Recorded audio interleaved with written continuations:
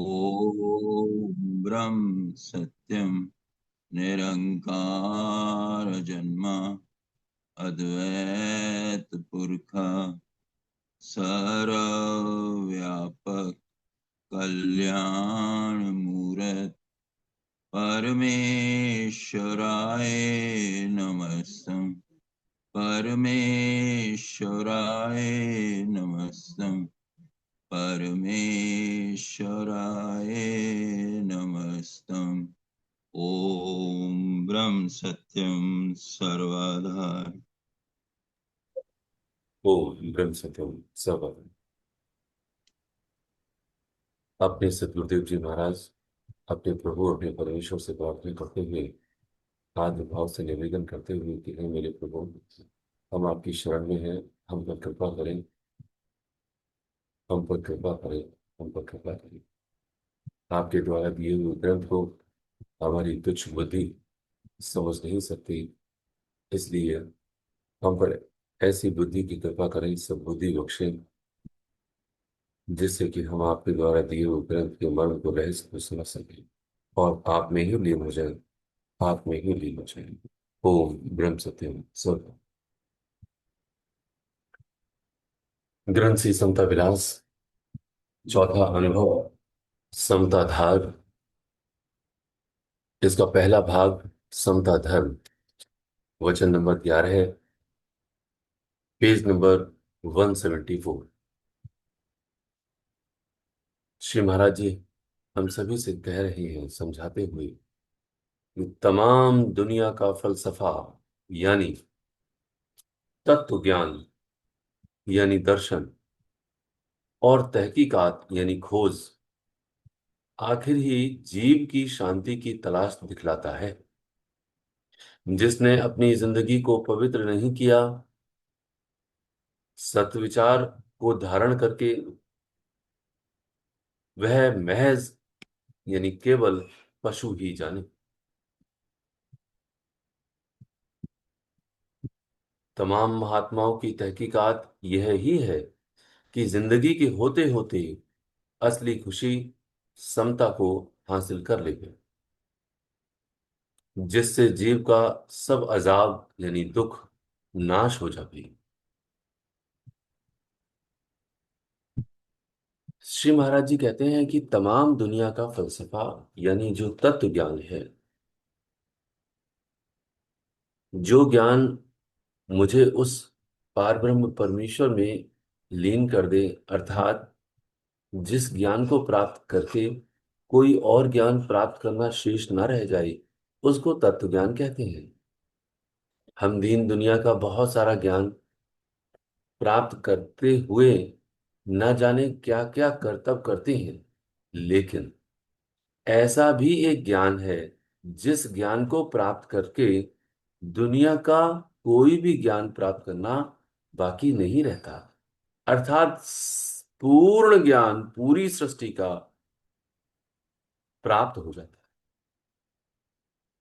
दूसरे लफ्जों में श्री महाराज जी कहते हैं, जिससे जीव का सब अजाब यानी जो दुख है वह नाश हो जाता है। पूरी सृष्टि में हर एक जीव दुखी है और उस दुख का इलाज केवल परमपिता परमेश्वर की शरण में है। तो सवाल ये उठता है कि जो दुखी होगा वही तो दुख को दूर करने का इलाज करेगा।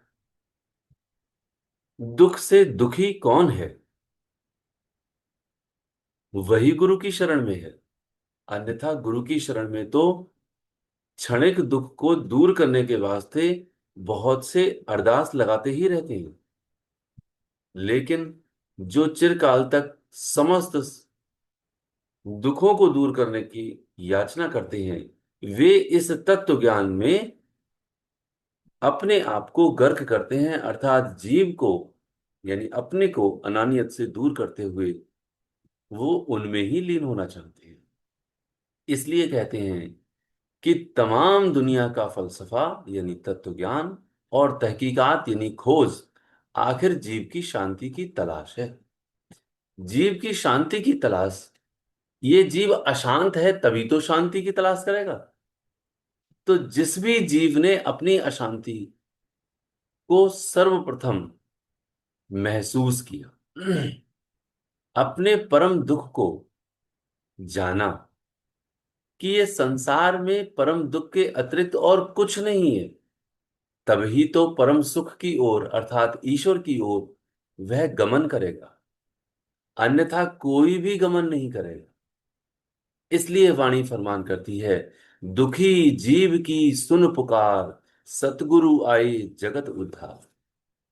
जो जीव दुखी होता है, सही मायने में उसी जीव की पुकार को सुनते हुए परमपिता परमेश्वर उसके दुख को दूर करते हैं, ना कि हर किसी के दुख को। हर किसी के दुख को क्यों दूर करेंगे और कैसे दूर करेंगे जब वो दुखी ही नहीं है। जैसे हम सभी अंगूर खाते हैं, कभी कभी ऐसा होता है कि एक दो अंगूर मीठे हों, तीसरा अंगूर कुछ खट्टा हो जाता है। फिर से यही लालसा होती है, अब जो अंगूर खाएंगे वह मीठा हो। वह मीठा भी निकल आता है, लेकिन अगला अंगूर फिर से खट्टा होता है। और इस खट्टे मीठे के स्वाद में हृदय की लालसा, मन की लालसा जो होती है, वह मीठे अंगूर को खाने की ही रहती है। लेकिन ऐसा हो ही नहीं सकता समस्त अंगूर मीठे हों, खट्टेपन में भी होती। ठीक उसी प्रकार से जिंदगी में न जाने कितने कष्ट, कितने जो दुख हैं, वो इस जीवन में आते ही रहते। इस जीवन के दुख को दूर करने के लिए हर पल वह याचना और यत्न करता ही रहता है, लेकिन ना दुख दूर होते हैं, ना ही वह सुख दूर होते हैं। सुख के बाद दुख और दुख के बाद सुख आ जाता है, क्योंकि हर सुख स्थायी बनाने के लिए वह प्रयत्न करता है। इसलिए श्री महाराज जी कहते हैं कि जीव की शांति की तलाश ही समस्त दुनिया की तहकीकात है। और जिसने अपनी जिंदगी को पवित्र नहीं किया, सत विचार को धारण कर, वह महज पशु ही जाने।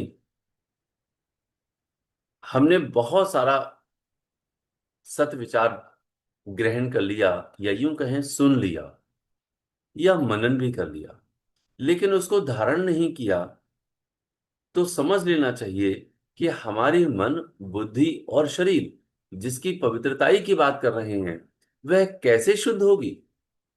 और जब तक वह शुद्ध नहीं होगी, तब तक समस्त ज्ञान को प्राप्त करने के बावजूद भी वह एक पशु की तरह है। जैसे दास कई बार उदाहरण देता है कि समस्त ग्रंथों की पोटली बना ली जाए, और उस पोटली को यदि हम अपने सर पर रख भी लें, तो वह पोटली केवल एक तरीके से मैं ढो रहा हूं, अर्थात मैं ढोर हूं, अर्थात पशु हूं। और यदि उस ज्ञान को प्राप्त करके मैंने अपने जीवन में धारण कर लिया, जिसको धर्म कहते हैं, सही मायने में वही मुझे करना था। लेकिन ज्ञान तो मैंने बहुत प्राप्त किया, लेकिन अपने जीवन में कुछ भी धारण नहीं किया। कथनी से कुछ ना सरे, कथनी से अर्थात कहने से भी कुछ नहीं होता, और जो ज्ञान है वह प्राप्त करने से भी कुछ नहीं होता, जब तक कि अपने जीवन में उसको धारण न किया जाए। इसलिए श्री महाराज जी कहते हैं कि वह महज पशु ही जाने। इसलिए वाणी बयान करती है, बिना विवेक मानुष जो होई, पशु समान जीवन सो खोई। बिना विवेक, विवेक वह है जिसने उस ज्ञान को प्राप्त करके अपने जीवन में धारण कर लिया, वही विवेक है। अन्यथा किसी ज्ञान को प्राप्त करने का क्या लाभ है। हमें मालूम है सच बोलना चाहिए, लेकिन सच नहीं बोलते, तो ऐसे ज्ञान से क्या लाभ कि हमको वह ज्ञान अपने जीवन में ही धारण नहीं कर मिल रहा है।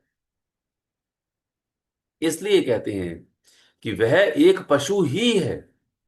आगे श्री महाराज जी कहते हैं, तमाम महात्माओं की तहकीकात यह ही है कि जिंदगी के होते होते असली खुशी समता को हासिल कर लेवे, जिससे जीव का सब अजाब नाश हो जावे। जिंदगी के होते होते। यहां पर जिंदगी के होते होते का अर्थ यही है कि जब तक इस देह में जीव जी रहा है अपने जीवन को, वैसे तो जीव में जीवन ही है, निरंतर उसका जीवन है, केवल देह का परिवर्तन है। परंतु जब तक इस देह में वह जीवन जी रहा है, तब तक ही उसको होश है, अन्यथा किसी अन्य देह में उसको होश होगी ही नहीं। किसी भी अन्य देहधारी, चाहे वो सर्प हो, चाहे घोड़ा हो, गधा हो, चाहे वो बिल्ली हो, कुत्ता हो, न जाने कितने देहधारी हैं, उनमें कोई भी होश नहीं है। होश का मतलब है कि वह इस बात का विचार कर ही नहीं सकते कि बड़े भाग मानुष तन पावा सुर दुर्लभ सुरगंधन का। इस बात का विचार नहीं कर सकते कि बड़े भाग्य से ये चोला मिला है। तो ये चोला केवल मानुष के लिए कहा है, किसी गधे घोड़े के लिए या कुत्ते बिल्ली के लिए नहीं कहा। लेकिन मैं इस चोले को जाया करता हूं। इसलिए श्री महाराज जी कहते हैं कि जिंदगी के होते होते जब तक सांस है इस देह में, तब तक परमपिता परमेश्वर के नाम का इतना जाप कर लिया जाए, इतना जाप कर लिया जाए और इतने सत्कर्म कर लिए जाएं, जिससे कि यदि कोई कमी रह भी गई है तो अगले जन्म में यही चोला ऐसा ही प्राप्त हो जाए और हमारी यात्रा पुनः शुरू हो जाए ईश्वर में लीन होने की। इसलिए कहते हैं उससे क्या होगा, जीव के सब अजाब अर्थात सारे दुख नाश हो जाए। जीव के दुख कर्तृत्व भाव के लेकर के वासना के आधार पर हैं, और ये समस्त वासनाएं धीरे धीरे खत्म होंगी और वह अनानियत को खत्म करते हुए परमात्मा में लीन हो जाएगा। तब जाकर के समस्त अजाब समस्त दुख दूर होंगे। लेकिन जिंदगी के होते हुए इस सपनों भरे संसार में मैं अपनी दौलत को और शोहरत को और इज्जत को बनाने में लगा पड़ा हूं, मकान दुकान और अपने यश और कीर्ति में लगा पड़ा हूं। इससे बड़ी जहालत और बेवकूफी और मूर्खता क्या होगी। इसलिए श्री महाराज जी कहते हैं कि जिंदगी के होते और तमाम महात्माओं की तहकीकात यह ही है। हम तमाम महात्माओं को मानते हैं, जो समस्त सत्पुरुष हैं, जो हमारे अवतार हैं, उन सबको मानते हैं, लेकिन उनकी बात को इस बात को स्वीकार नहीं करते और जीवन में नहीं अमल लेकर के आते कि हमने केवल परमपिता परमेश्वर के लिए ही जीवन व्यतीत करना है, अर्थात समता धर्म में स्थित होना है। श्री महाराज जी वचन नंबर 12 में हम सभी को समझा रहे हैं, जिसने अपनी आत्मिक उन्नति नहीं की और स्वार्थ की खातिर कई तरीकों को इख्तियार करके अपनी बुद्धि को जो भरमाता रहता है, यानी ईश्वर विश्वासी नहीं होता, वह ही असली मूर्ख जानना चाहिए। हर एक समता, हर एक साधना का फल अपने सत्विश्वास को प्राप्त होता है। हर एक साधना का फल अपने सत्विश्वास से प्राप्त होता है। जिसने ना सही करके जाना है और ना ही सही कोशिश इख्तियार की है और ना ही आखिरत का जिसने अंजाम सोचा है, अंजाम कहते हैं परिणाम के लिए और आखिरत कहते हैं अंत के लिए, जिसने अंत का ना ही परिणाम विचार किया है, वह आरजी धर्म के जानने वाला भी नादान ही है। श्री महाराज जी साफ वर्णन कर रहे हैं, जिसने अपनी आत्मिक उन्नति नहीं की और स्वार्थ की खातिर कई तरीकों को इख्तियार किया और बुद्धि को जो भरमाता ही रहता है, यानी सत्विश्वासी नहीं है। परमपिता परमेश्वर के न जाने कितने नियमों को उसने सुना है, लेकिन माना नहीं है। क्यों? क्योंकि सत्विश्वास नहीं है उसे। सत कहते हैं ईश्वर के लिए, जिसको वह मानता है वह ईश्वर रूप ही है, और उसकी बात को वह नहीं मानता, यह उसका सत विश्वास उसके प्रति है ही नहीं, या यूं कहें कम विश्वास है, जिसको मंद विश्वास भी कहते हैं। और साथ ही साथ उसका अंधविश्वास भी दूसरी स्थान पर लगा रहता है। इसलिए श्री महाराज जी कहते हैं वह ही असली मूर्ख जानना चाहिए, यानी विश्वास नहीं होता। और विश्वास के लिए श्री महाराज जी ने एक लाइन हम सभी को कही, हर एक साधना का फल अपने सत विश्वास से प्राप्त होता है। हम जो भी साधना करते हैं, जैसे ही जिसकी भी साधना करते हैं, यदि वह साधना सही मायने में सत विश्वास से ही प्राप्त होती है। हर एक साधना का फल अपने सत विश्वास से प्राप्त होता है। बिना सत विश्वास के कोई भी उस साधना में परिपक्व नहीं हो सकता। इसलिए श्री महाराज जी कहते हैं, जिसने ना सही करके जाना है, ना ही सही करके सही कोशिश इख्तियार की है, और ना ही आखिरत का जिसने अंजाम सोचा है, अपने अंत का कोई अंजाम ही नहीं सोचा, पता नहीं कब दम निकल जाए। ये कभी विचार किया है इस बात के लिए कि आज हम श्रवण कर रहे हैं, कल को हम श्रवण कर भी पाए ना कर पाए, कल तक हम रहें रहें ना रहें। तो कम से कम हर पल हर क्षण जो आखिरत का अर्थात अपने इस देह के नष्ट होने का, नाश होने का, उसको आखिरत कहते हैं, जिसको मृत्यु भी कहते हैं, मौत भी कहते हैं। इस देह के परिवर्तन में, इस देह की जब मौत होगी तो मेरी मौत तो नहीं होगी। तो जब मेरी मौत नहीं होगी तो मैं उन देहों को ना जाकर के ऐसी ही देह जो मानुष की है वह मुझे प्राप्त हो जाए, क्या इस बात का यत्न नहीं करना चाहिए? इस बात की सही कोशिश नहीं करनी चाहिए, जिसको कहते हैं सही कोशिश इख्तियार करना। और सही करके जानना, क्या जानना? कि ये जो देह है, ये पंच तत्व की है, इसका परिवर्तन जब होगा तो दूसरी देह जो पंच तत्व की होगी वह मुझे मेरे प्राप्त हो जाएगी। तो दूसरी देह जब मुझे प्राप्त हो तो ऐसे ही मानुष चोली की प्राप्त हो, जिससे कि प्रभु का भजन मैं कर सकूं।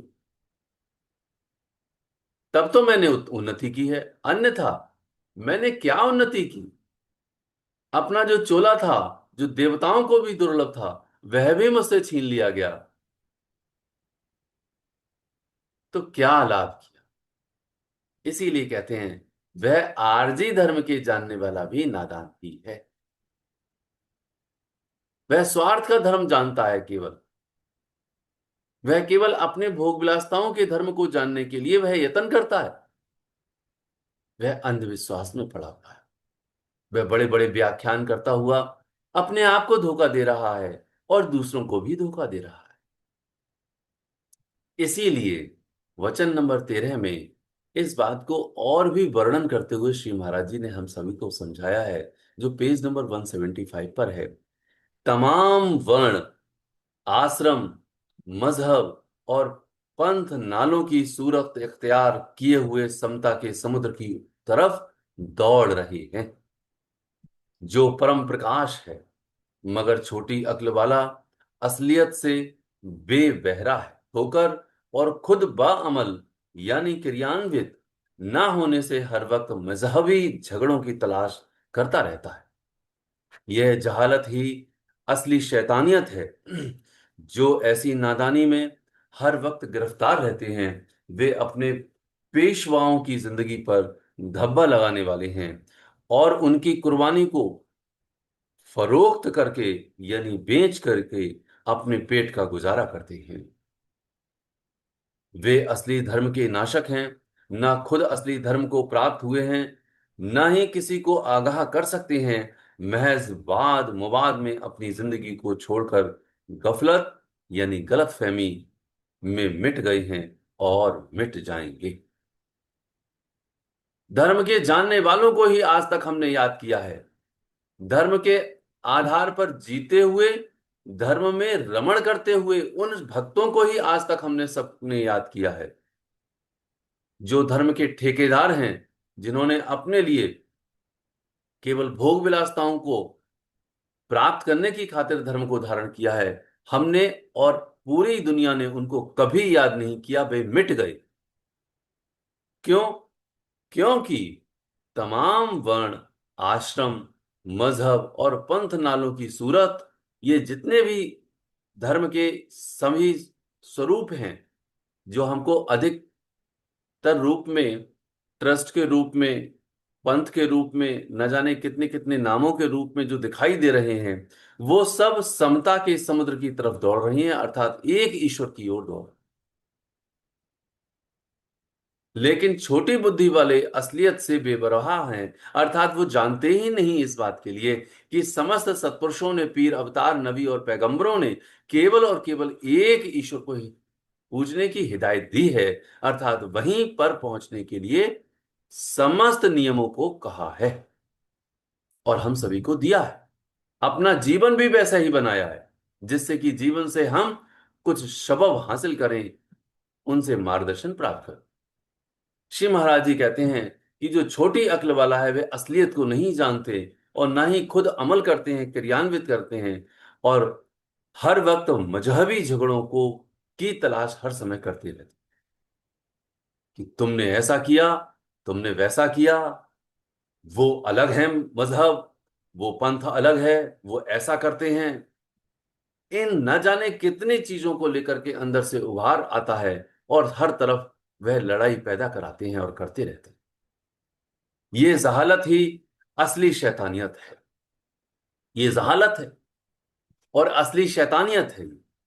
श्री महाराज जी कहते हैं जो ऐसी नादानी में हर वक्त गिरफ्तार रहते हैं, वे अपने पेशवाओं की जिंदगी पर धब्बा लगाने वाले, अर्थात जो ऐसा कुकृत्य कर रहे हैं, जो अपने जीवन में अमली जामा ना पहना करके बल्कि वह दूसरों के लिए लड़ रहे या लड़ा रहे हैं, मजहबी ईर्ष्या द्वेष की आग को फैला रहे हैं, सही मायने में वो अपने पेशवाओं, अपने गुरु पर धब्बा लगा रहे हैं।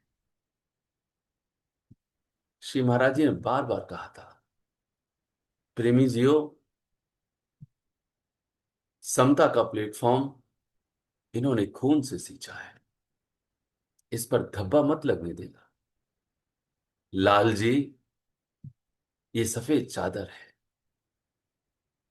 श्री महाराज जी बड़े आर्द्र भाव से, निवेदन भाव से इस बात को रह रह करके सभी प्रेमियों से कह करके दी गए थे। हम सभी को विचार करना चाहिए गहराई से, जिससे कि चैनो अमन मिले और हम सबसे पहले अपने जीवन में हर एक नियम का पालन करें और केवल एक ईश्वर के प्राप्ति के लिए ही जीवन व्यतीत करें। इसीलिए श्री महाराज जी कहते थे, जब प्रचार प्रसार की बात आती थी, प्रेमी जियो, जिस तरह इनके अपने अपनी ओर इशारा करके कहते थे, जिस तरह प्रेमी जियो तुम सब इनके जीवन को देखकर इनके निकट आए हो, ठीक उसी प्रकार अपना जीवन खुशबूदार बनाओ। तुम्हारे जीवन को देख करके सब तुम्हारे पास आए। श्री महाराज जी कहते हैं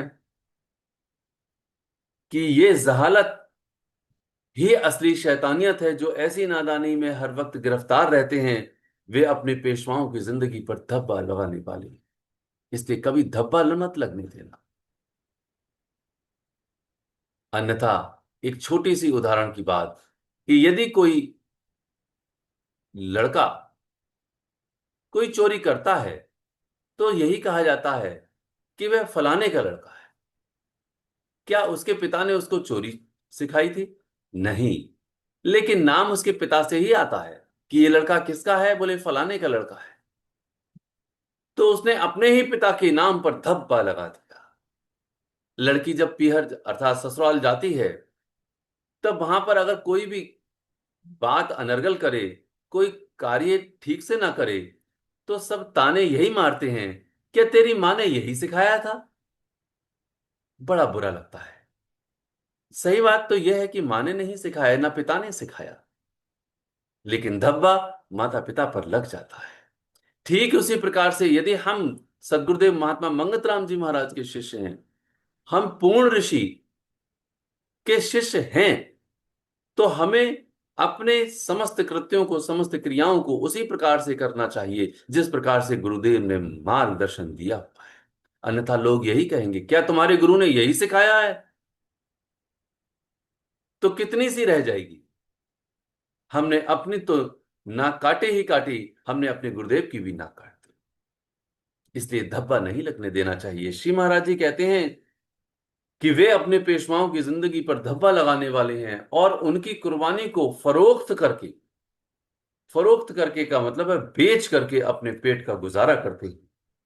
अर्थात जो उन्होंने कुर्बानी की है, उस कुर्बानी की उलाहना दे दे करके, उनका उदाहरण दे दे करके, उनका आधार बनाते हुए धन को कमाने की कोशिश करते हैं।